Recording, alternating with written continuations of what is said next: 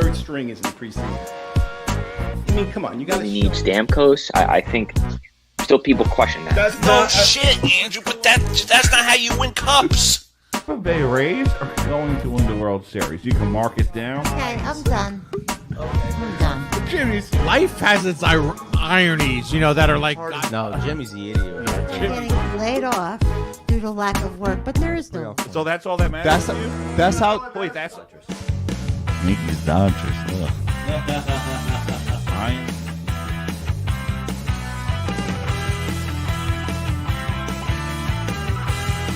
Thanks, Hector. Jersey burger and a cowboy bacon burger.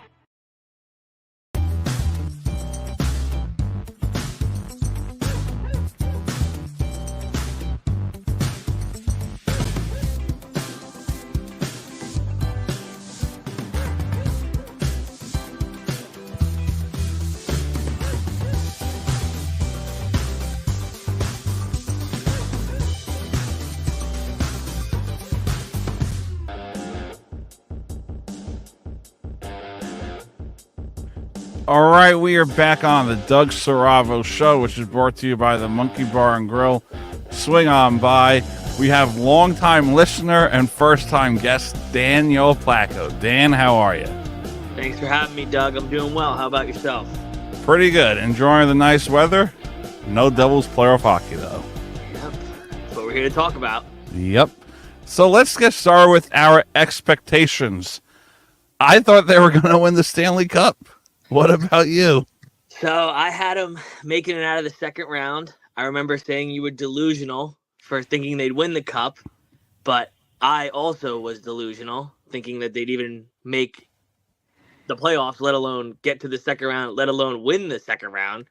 So I think we're both standing here with our clown shoes on, looking like a bunch of idiots. Yeah, I think so too. I mean, it looked well, and then all of a sudden, Dougie Hamilton went down to injury, and it seemed like everything fell apart. I thought when the season started slow, I said it's early. They weren't expected to have that 13-game win streak like they did last year. Mm-hmm. All right, it's November. We got time. It's not even Christmas yet. Christmas rolls around. They're still chasing a little bit. And I think, to me, the turning point in the season was that Rangers loss in February. That was the nail in the coffin when they didn't show up for arguably the biggest game of the year. And they looked flat. And that was, I think, kind of the nail in the coffin. But as you remember, you and I saying, it's not over yet in March. And it's not over. And that's what I pinpoint. The part of the season that really just ended it all was the end of February. Yeah, and the one thing I noticed about this team, and I don't know if you noticed it either, they couldn't put together a string of wins. They'd win 1 game, 2 games, and then that's it. They'd win 2 games, 3, and then they couldn't get that third win. I mean, I have some stats that will back up that they were one of the most mediocre teams of all time and a very bad team. So they were 13th on the power play. Ooh. They were 11th on the penalty kill. They were top 10, but they were 10th in goals scored. They were 17, 21, and 3 at home, and 21, 18, and 2 on the road. So basically almost as close to mediocre and 500 that you could get. And they were 5th in goals allowed. And if we remember, a lot of those goals were allowed to very bad teams such as Anaheim. Yeah. Arizona, who's not even a team anymore. Nope. San Jose. We had Ottawa at home. Then it was Buffalo on the road.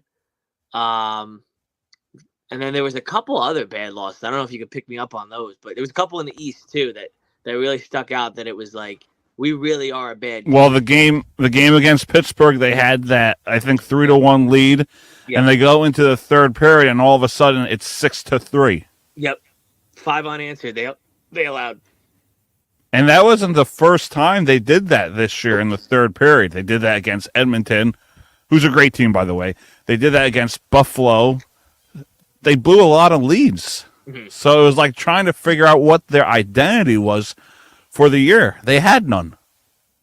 No, exactly. And I mean, if you probably went month by month, I would be shocked if there was a month they had a winning record. Because, like you said, there was no identity. They never Yeah. put together a string of like, all right, they're playing really good hockey. They would play a game or two of good hockey, and then they'd play 2 or 3 games of really bad hockey. I mean, if you look at like when they went on that West Coast swing, they looked awesome against a really bad San Jose team. I think it was 6-2 or something. Yeah, it was like 7-2, I think. Yeah, and then they went into Anaheim, and you thought, all right, Anaheim's another bad team, and they just looked horrendous. Yeah, and Jack Hughes had that. They could have tied it, and he shanked on it. Yep, not even shanked on it, fanned on it. You can't even use the word shanked because you would have to make contact to shank it. Yeah, that's right. There was no contact on that penalty shot. And he did that again in a shootout. I can't remember which game it was at the end of the season. Nashville, I believe. He did the same exact thing, I think, except that time he made contact, but he just shot it really high. Like it didn't hit the net. Well, you know what I meant. Oh, of course I did, but I had to prove you wrong. I gotta prove who you really are, Doug, on the Doug Siravo show. And I don't know about you. I think you have season tickets too. They were 15-18-2 when I went to these games. So I barely saw any wins this year compared to last year. Mm-hmm. Yeah, I mean that's where it starts. You got to have a winning record at home. And I mean, like I stated before, when you're 17-21-3 at home, you're not gonna do anything because you gotta. No. Let's flip that around. They win 4 more games at home, they're in the playoffs. Oh yeah. So it starts at home. Yeah, they had a good stretch last year with road wins, but that doesn't, that didn't translate to having a better record on the road. They played well at home too. Yeah. This year was like, I know in October they were like 7-4 and I think 1 at one point. And then Dougie went down to injury. How important is Dougie Hamilton to this Devils organization?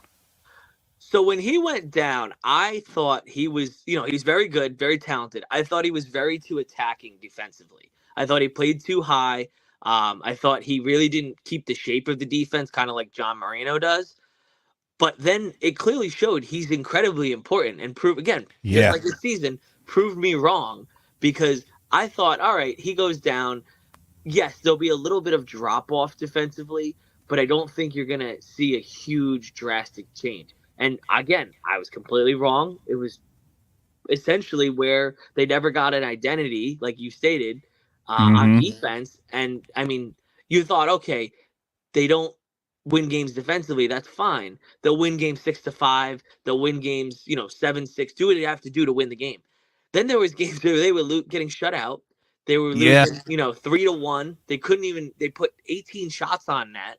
I mean, you're not going to win games like that. So going back to your main point, that I hate to say this, Doug, you were right. They had no identity. They didn't. There was nothing like come from behind win, fast-paced style of hockey. On their power play, they played sloppy. No physicality. Yeah, there was none of that.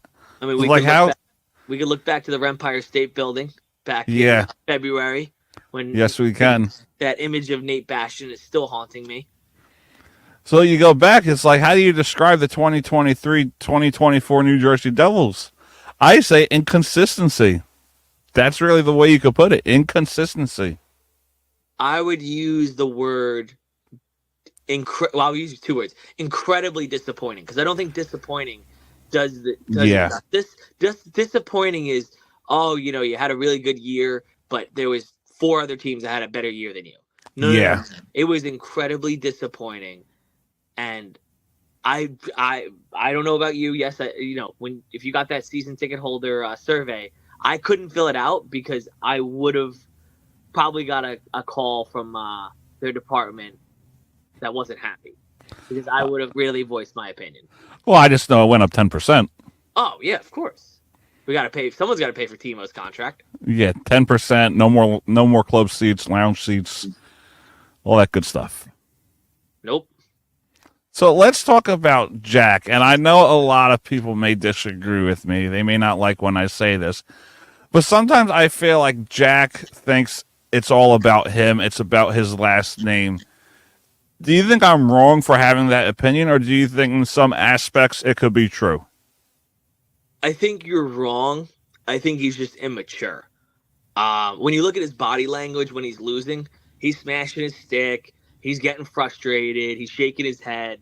And I don't think that's because he wants to set a name for himself. I think he's just frustrated that they're not winning. I think it's still time will tell. I don't like the pair of Luke and Jack together yet. Yeah. I hope they prove me wrong next year, but I'll pinpoint a game right off the top of my head. Back when they played Philadelphia at home in December. I know what you're talking about. It was a little dump off back to, I think it was Jack. Jack didn't know it was coming, and that was the game right there. So yeah, I don't think the whole backyard hockey stuff they pull. If that cleans up, I will change my mind. But for now, I'm fed up with it. I'm fed up with the little dangling and this. Players are too good in this league, and if that doesn't clean up, that I could say would be more of the Hughes brothers trying to be the Hughes brothers. But I don't know about them playing just for their name, especially Jack. Yeah, because I remember that game too. Owen Tippett scored the game-winning goal, 4-3 in overtime, and they do that a lot on in the overtimes. Luke has the puck, drop pass to Jack, and then sometimes it could lead to a turnover, and they lose the game in overtime. But I just feel like sometimes they think it's about them, and they don't really put that team mentality first because they should be better than the way they've been performing. I understand Luke is a rookie. I understand Jack was injured, but at some point there needs to be leadership in this locker room. The thing is, he played, and we still don't know this. He played on a bad shoulder, which I don't know if you could fact check me on this one. I don't know if it was the shoulder he injured a couple years ago, but I don't, I think he's got a toughness to him. I think the shoulder definitely bothered him, and I think he tried to do what he did last year. And when they won last year, you wouldn't be saying that. It's only because they had a bad year you're saying. Yeah, I know. That's why I'm saying it. But still, you gotta hold these players accountable. Yeah, but you can't say that, he's trying to play for just himself because they had a bad year. Now, if they were winning and he still was focused on himself, then you could say that. But I think time will tell on that take, and I think it's going to be a freezing cold take on your end. I don't know about that, but we'll see. Next year is the year, so hopefully, not to win the cup, but to prove us wrong that they could be a solid Stanley Cup contending team. And we did find out today that Timo Meier actually is getting surgery. He was injured, played through it. I think he went on a stretch of 20 points in 15 games, started at 15 goals, ended the season around 28, 29. I think once Timo is healthy, he could be a key part for this offense. And I think that contract is going to be well worth it. I disagree. I like him as a player. I don't think he was what held the team together when they re-signed him this offseason. I got nothing against the guy personally. I think he's very team-oriented. I think he's a very sloppy forward. He had a ton of turnovers this year. You can't say turnovers were because he was hurt. I mean, I could see if maybe he wasn't putting the puck on net because he was hurt, but you can't say that he was turning the puck over because he was hurt. He had very sloppy turnovers. Well, I don't think I ever said that. No, but you're pointing out that he was hurt, and that's maybe why he had a slow start to the year. No, I'm just giving updated news that he was hurt and now he's getting surgery. Yeah. You're already getting excited about his contract and everything. Well, if he continues to put up the points and the goals, then the contract will be worth it. That's the point I tried to make. Yeah, but that was a small sample. He went hot. Don't get me wrong. He had a great stretch. Who's to say he doesn't start off cold like he did last year? Especially coming off this. I don't know the seriousness of this injury, but he's coming off this injury. Yeah, I'd expect another slow start. Which again, the contract's still ticking. You don't get to void that contract because he's hurt. You're still paying the guy, and you still have this expectation as a first or second liner. I don't know. I don't think that was the answer, because I said to you off the show a while back, to me the difference makers were the guys that they lost in this offseason. I would gladly take the 5 guys that they lost last year instead of some of the scrubs that they had playing by the end of this year. Like I was looking at the lines towards the end of the year, and I was like, I don't even know who that guy is. Yeah. Willman came up. I was like, I don't know who that guy is. Well, that's where you go out and blame Fitz. Everyone wanted to blame Ruff, the goalies, but Fitz didn't really bring anyone important. He signed Justin Dowling, Max Willman to a contract. Fitz brought in AHL guys to play in the minors.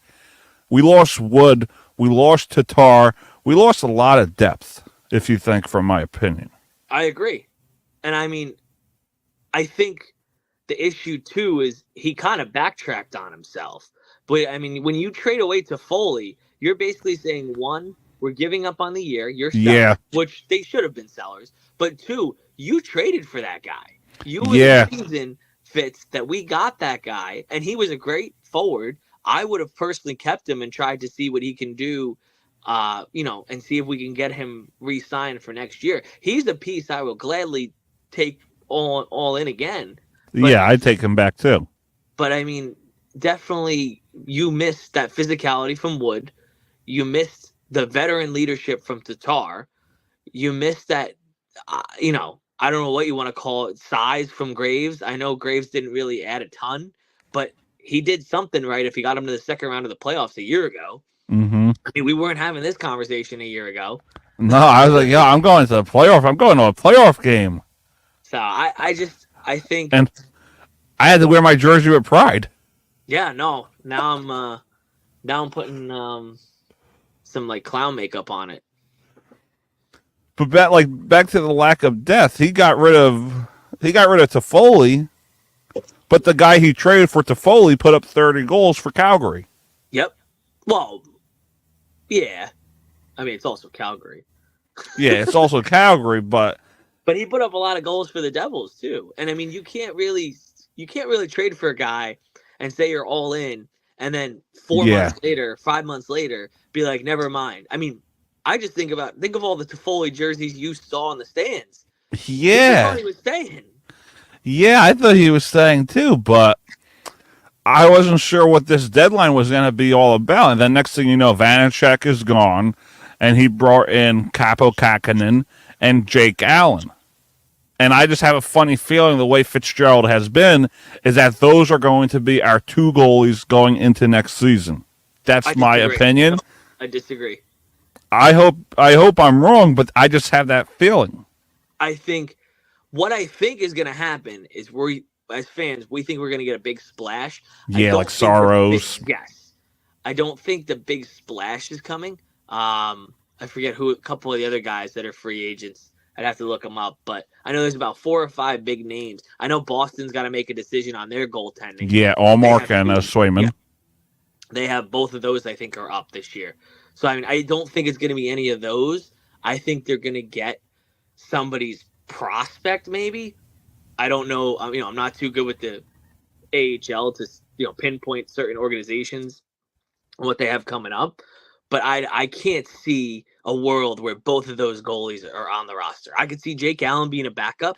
Yeah. I don't see, I can't say his name. Capo Kakkonen. I'm going to ruin it. Kakkonen being back on that roster. Unless he's in the AHL. Yeah. Because, they were not bad, but they still were letting in 3 or 4 goals. Yeah. Jake Allen fell apart in the last 3 or 4 games. Yeah, he looked inconsistent the last few games. Yeah. So it's like, what do you do going into this offseason? What message are you going to give to us, the fans? It's like, are we going to say it's a transitional year and we want to see what we got and we bring someone in? It's like, where do we go from here? It's like, it's confusing because we missed the playoffs. We could have made the playoffs. It was that close because you had Philly that fell off. You had the Islanders who barely snuck in. The Capitals shouldn't have even made the playoffs. Detroit was right there, and who knows what happens with Buffalo next year. So think about if they got Lindy Ruff, so they're not going anywhere. Yeah. So think about if we won the games we should have lost. I think we won the games we lost. We would have had 20 points. We could have easily been in the. You got to be more specific than that. What games do we win that were losses? Like if we beat. Well, we're not going 82-0, Doug. No, we won the games we lost. No. No, you know what I meant. Tell the audience what specific games, because I could pick a couple in mind right now. Like if we didn't lose to the Coyotes, the Ducks on home ice. Yep. The Sharks on home ice. Yep. Blow a 2-0 lead against Buffalo in Buffalo. Yep. There we go. This is what the audience wants. Tell them, Doug. There was another game we lost that we should have won. The game against that Pittsburgh one. You just the Pittsburgh. The game Philly against Philly in overtime. Yep. Yeah. No. Those are points. There was a couple. There was a Capitals game in October. I vaguely remember. They looked very flat. That should have been a winnable game because the Capitals were awful for 4 or 5 months, and they had a 6-week stretch where they played really well. Mm-hmm. I mean that those should have been winnable games. No, I think though I agree with you on that aspect. With those specific games, yes, if you turn those around, obviously yes, they're probably in the postseason. I view it as this: just take some of those to overtime. Yeah, we weren't a team like that. No, I can't pinpoint one game off the top of my head that we won in overtime. And I know we definitely didn't win in a shootout. No. But I don't think we even made it to overtime. We barely made it. I think it's just a few times. Well, I know we have 4 overtime losses. That I know. 5. 3 at home, 2 on the road. But, I mean, that Rangers one back in November, that Saturday night, prime time, first matchup since the postseason. It was a very physical game. I thought they played well until that 5 minutes at the end or 6 minutes at the end where they fell apart. And that could be the story of the season was, we've had 40 minutes of good hockey and then 20 that we fell apart on. Mm-hmm. So, I mean, that could have been easily a point there. Again, you don't have to win that game. You just got to take them to overtime. And even that game, too, I think Trocheck won the faceoff. Panarin scored right away to tie it up. Yep. But we pulled the goalie. And you would think when you have Hughes on the ice, you have Meyer on the ice, you got Nico, you got Bratt, who played well this year. You pull the goalie. Brad or Nico? Bratt. I disagree with that. I thought Brad had a very down year. I thought if you're going back to your take on the Hughes playing, if Jack Hughes playing for his last name, I'd say Bratt played more for himself than anything. Yeah, but Bratt put up the points. Yeah, because if you look at his ice time, his ice time was top on the team. He was one of the few, knock on wood, that didn't get hurt for a long stint. I can't remember a game where he was hurt. So, yeah, of course he's going to put up the points when he leads the team in ice time. I wouldn't say that just because of ice time. You're saying that if someone's on the ice for way more time than Jack and Nico and obviously Dougie and John Marino and all those guys, they're not going to have more points? I didn't say that. No, you did. You said it's not because of ice time. He played well. Yeah, he played well, but I would still say that, like, you said he had a great year or a good year. I don't want to misquote you, but he had 82 points. He had a career year. Yeah, but I wouldn't say that's just because of ice time. But I still think he kind of played for himself a lot. I mean, think of all the breakaways he had that he blew, and I like Bratt. I think he's a good player, but he had a lot of breakaways that he screwed up. A lot of shootouts that again, going back to that Coyotes game in October, he had a shootout chance. He blew it. So, yes, he had a good year on paper. If you watch the film, I'm a film guy, Doug. You know that. I watched the film. You watch the film, you could pinpoint a lot of scenarios where he either played selfish or he had a bad shot or a bad pass. See, but I could say the same thing for Jack if I wanted to. I'm not defending Jack, but I'm just saying that, like, if you want to, call a spade, I think Bratt should be in that conversation as well for playing for himself. All right, let's get back to my point before we lose Phil. So what I was saying was we would pull the goalie, we'd have the puck in our zone or our offensive zone, and then we give up a goal like 10 seconds later. Like, very sloppy hockey. Yeah, I mean that. Another example was when they had the Rangers on the ropes in the last one, April 3rd, I think it was. Yeah, at the Garden. When they had I thought they played well. The 3-2 season was lead. kind of over at that point, but you blew a 3-2 lead in the third period, and again, you didn't take them to overtime. Could have been a point, very easy point right there. Take them to overtime. All right, you give up a goal, tied 3-3, reset. You got 5 minutes to try to win the game. Mm-hmm. But they didn't do that. It's like, what was going on? There's a lot of unanswered questions throughout the season that I don't think I'll ever understand. Yeah, because I also feel like they're young, and a lot of them at their age still have egos, and I think it wasn't about the team as much. I think once they realized that the season was on the line, nobody wanted to step up to the occasion to kind of lead that team. And I don't know if you want to lead us off with that question of whether Nico should be the captain. I know you've brought that up to me in the past, but I don't know if you want to tell the audience about that one. Because I feel like some organizations have done it where they strip the captaincy. I feel like you could give it to a guy like maybe Timo or even Dougie. Well, Dougie's got to stay on the ice first. Yeah, he's got to stay healthy, but it's been 2 out of the 3 years he's been in the organization that he's gotten hurt for a long stint. Yeah.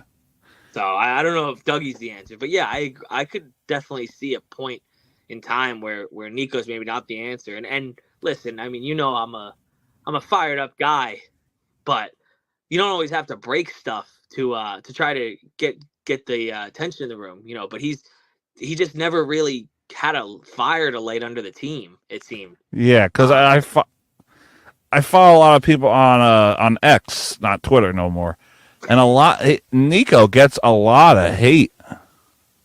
I don't think he deserves the hate. I just don't think he was the answer. I think it was kind of a panic mode of a captain when he was named the captain. I believe it was the COVID year, right? The year before or the year of the COVID year. It was when the Canadians played the Lightning in the final. That's when Nico was rewarded the C. So the COVID year. The second COVID year. That whole stint, is a fever dream. I don't remember which one was which. Well, when you say COVID year, I think of the bubble. Yeah, that wasn't that when Tampa played Montreal. No, that was when Tampa played Dallas. No, the bubble year was 2 Eastern Conference teams playing. No, that was when it was because it was Canada versus the U.S. They had yes, it was Tampa versus Dallas. That was in the bubble. And then the following year, no way. Yes, and then the following year they realigned the divisions. We gotta fact check this one. Look up 2020 Stanley Cup Final. All right. Well, in the meantime, finish your Nico point. I'm sorry for cutting you off. I feel like he's a good. Leader. He grinds. He's physical in some way, but he's still young. And when you give someone the captaincy at age 21, 22, I feel like they're not there yet to understand what it takes to win important games. And when you look at the core of Nico, Jack, and Bratt for 7 years, they've had 6 losing seasons. They had 2 playoff appearances. The one when they were a rookie and last year. So I feel like some guys aren't ready. I agree. And I think, going back to what I was saying before of the panic mode, I do think they didn't have really a guy that they could get behind. It was kind of like I transitioned it to the Jamie Langenbrunner captainship. Jamie Langenbrunner was a great player. Did he deserve to be a Devils captain though? I don't think so. Exactly. No. So I think it was the only difference was they were consistently in the playoffs when Jamie Langenbrunner was captain. Yeah, that was a difference. So that's where I'd kind of translate it to that. I don't think the Devils have a history of picking winners as captains. As an organization of 40 years plus. Yeah.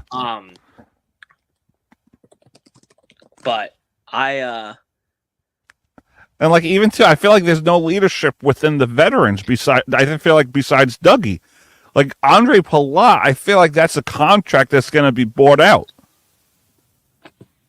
yeah. How many years does he have left? He had one more. He's got year? no. He's got 3 years at $5 million per year. They signed him to $5.25. Yeah, that's got it. They're gonna have to do something, or they're gonna have to try to find a team that's gonna want to dump him. Yeah. And take that contract. That like a win now team. I think. Yeah. Like cough for Detroit. That sounds like someone that would love a Palat paired with Patrick Kane. Yeah, I think that's where we could dump him. So, did you look up the 2020 Stanley Cup Final? Yes, Douglas, you were right. It was the Devils. Must be nice. Listen, maybe I had the COVID brain during that time. Well, we were all locked up in the house, so I just thought I remember them playing Montreal because I just remember seeing. I thought it was the first, and you know what the thing is I can't even pinpoint when the 2019-2020 season ended and when the 2020-2021 season ended because they both were so screwed up. yeah. Well, that one ended in like October, Yeah. and then the other one started in January and ended in middle of July. Okay, that's it. That was the sprint to the Stanley Cup. Now We're at Tampa won back-to-back. Yes. And Blake Coleman won another Stanley Cup, and I feel like we're missing a Blake Coleman top guy to play on that third line. Well, that's why I think they went and got Palat, which but obviously didn't work. No. Has not worked yet. Has not worked yet. Yeah. So it's that was, if I remember, a Fitzy move, correct? What? A Fitzgerald? Yeah, that's a Fitzy Fitzgerald move. time. Yeah, there you go. Tom Fitzgerald. I feel like he has to be on the hot seat if he doesn't get a good coach. And I have a funny feeling Travis Green is going to remain the Devils head coach. I just have that funny feeling that Fitzgerald is going to stay within the organization. And why do you think that? Just because of the way he's been, his recent moves. It's been like, why has this been done? Why did you wait forever to get a goalie? Why did you say we're not giving up and then you trade Tyler Toffoli? So it's like, I think I lost faith in Fitzgerald, and I think he had a good intention of how to build this team, and he just lost track of it. I agree, but I don't know how much of it was the resources he had. Because obviously, like, when you think about the guys that he had when he started, he has similar pieces, and he tried to build off those pieces, and it hasn't quite worked out. He's almost like tearing down a team that maybe was set up for success, and because he was handed a lot of those players. You think about Nico, you think about Jack, they were already in place. I mean, Dougie was one of his rare good signings, but again, hasn't been able to stay on the ice. The Vanacek signing didn't work out, or trade. I can't remember which that was. The list could go on. Like, he had pieces and either got rid of them or didn't re-sign them, and kind of let an organization fall apart. Yeah. So I do agree with you that he should be on the hot seat. But then my question to you is, how much do you put on ownership? Or do you not want to be bad about ownership? No, you can. You could. You could put a lot of blame on Josh Harris and David Blitzer because they brought this team back in 2013, the year after they went to the Stanley Cup final. What have we done since? Maybe 17. 2 playoff experiences. 2 playoff appearances in 10 years? About that. Maybe 3. I don't know. I'd have to double check that. 17, 18, 22, 23. Yep. So you could put blame at ownership. Do they truly care, or they just focus on basketball? And he's got football now too. Yeah, he's got football too. So it's like, how many times have you if you asked every season ticket holder. Oh, okay, let me leave season ticket holders out of it. If you asked a poll on the arena who the owner of the Devils is, I could guarantee half of our fan base does not know who the owner of the Devils is. So I agree. It's clear he does not. I don't want to say he doesn't care. He doesn't make it known that he's the owner. And I mean, I can't even name of like a press conference where he's named the Devils. Like, yeah, I think you have to care somewhat, and that's why a lot of, I mean, pointing across the river to the Rangers. Hopefully, I'm correct on this take, but you could see James Dolan. When do you see him involved with the Rangers? He's always involved with the Knicks, never involved with the Rangers. So I understand hockey's probably, if you view popularity in the U.S., it's probably the fourth most popular. But if you're an owner that cares about a hockey team, you'd still, not necessarily always show your face, but you'd be like, hey, listen, we suck right now. I'm pissed off and I want to win. Well, look at the Vegas owner. We're going to make the playoffs. We're winning the Stanley Cup in year 5. Yeah, that's a guy who cares. Whereas us, we're happy with a playoff appearance here and there. Seattle's had a really good stretch of 3 competitive seasons. Yeah, they played decent this year, but they just couldn't get the wins. Yeah, they're selling out the arena. People are having. I mean, I know they talked about attendance this year, but it's like, I mean, I didn't feel the energy in the arena. They definitely, didn't feel like we had home ice advantage. No. Whereas you look at Climate Pledge Arena, you look at Vegas, you look at all these different successful teams. They're selling out and they're having fun. Yeah, us, it's like, let's play Sweet Caroline when the Boston Bruins are playing. Yeah. And, I mean, I sitting next to me, it was a revolving door of people that were there, and half of them didn't even care that they were there. They were taking pictures half the time. So I just think you need to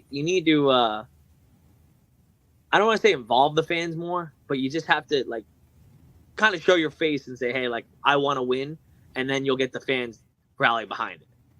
Yeah. I don't see anything. So I'm sure Josh Harris listens to this podcast. So Josh, when you're listening, just get the fans to care a little more. Yeah, this year they were 38, 39, and 5. That's bad. That's a huge drop. I was only hoping for a couple more wins at the end of the year, so they'd mathematically finish 41 and 41 with wins and losses. They'd finish like 41, 38 and 5, or 36 and 5 or whatever. I was really rooting for that. Not gonna lie. 500, because that would have summed up this season. A very incredibly disappointing year. Because even during back-to-backs, I think they went, like 3 and 12 or whatever it was? Well, the NHL definitely screwed us on that. We had the most back-to-backs in the NHL.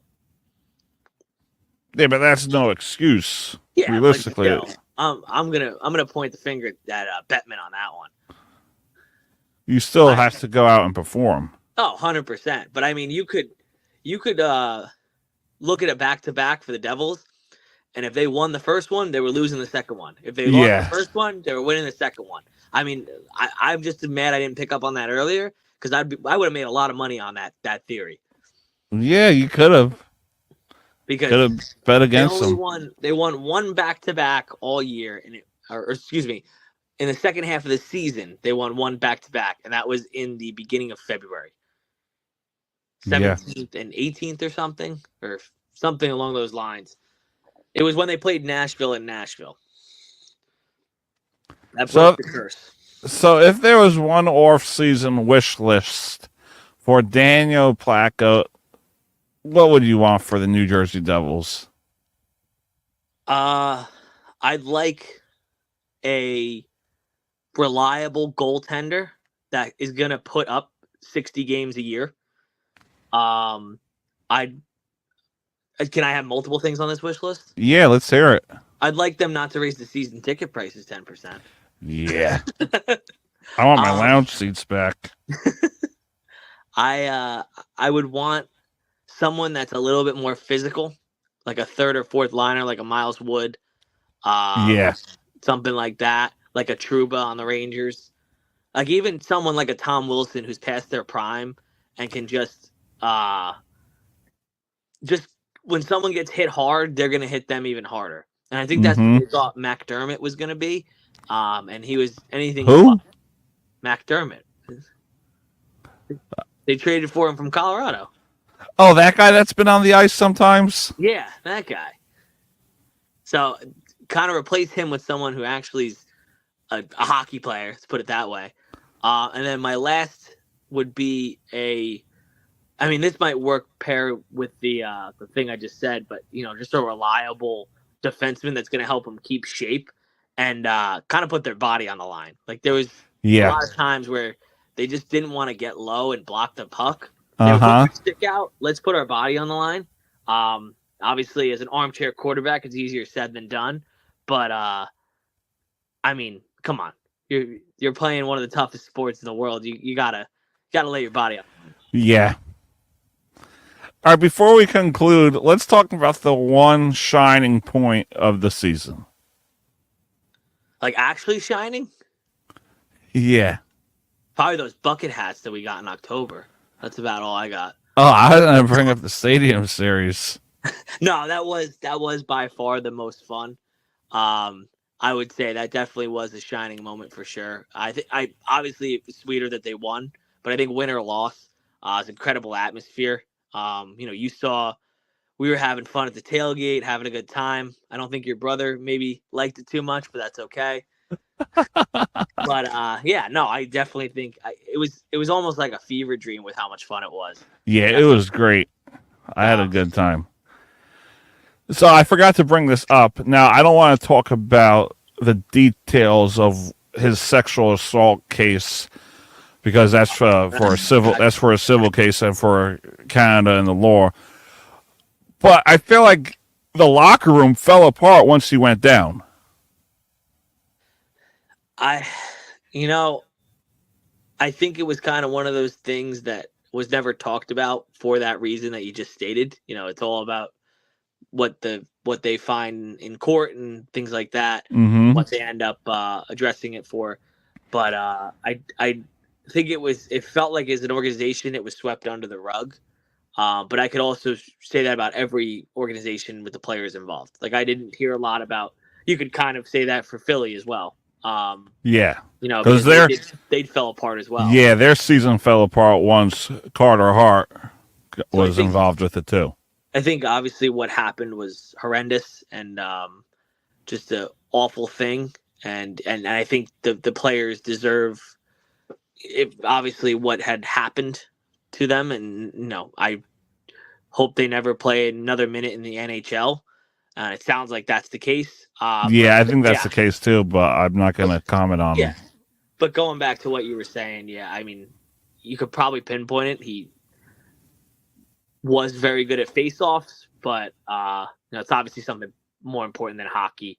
And you can't pinpoint that for the reason that they kind of exploded. Yeah, because I wonder what their record was at that point. But it's amazing how the season last year, everything looked great. We were chanting, "We want the cup" after Game 7. You were chanting that. I wasn't. Yeah, I was chanting it. But it was like, oh, I'm in heaven. This team, I can't wait. We're winning the cup this year. We're going there. Then we played Carolina. I think we got exposed against Carolina. We played bad. Very bad, especially the last game. I think it was Game 4. Don't even want to talk about it. It was like 6-1 loss. And then this year, coming back, should be a good year. And everything just fell apart. Yep. But the only thing we could hope is anybody but the Rangers. Yes. And then if you look at that, if anybody on the West wins it, you could point at everybody on the East and say, guess what? They did just as much as the Devils did, which is not win the cup. Yeah. You could say that. I'm a big believer in if you don't at least make it to the final, there's really not much to brag about. So let's just hope that it's it's someone like Carolina that makes it or something like that. Keep it out of the tri-state area. Yeah, I did not, because we got to deal with a lot of Ranger fans in this area. Friends, family maybe, but it's if they win that Stanley Cup, I might have to take some time off of work. yeah, I'm gonna have to wear jerseys with pride. Well, Daniel, it's been a pleasure. Enjoy the rest of your postseason. Hey, Doug, have a great summer. Yeah, enjoy your summer, Daniel. Yeah, you too, Doug. Thanks for having me on. Anytime. Thank you for being a fan. Yeah, All right, see you, Daniel. see ya.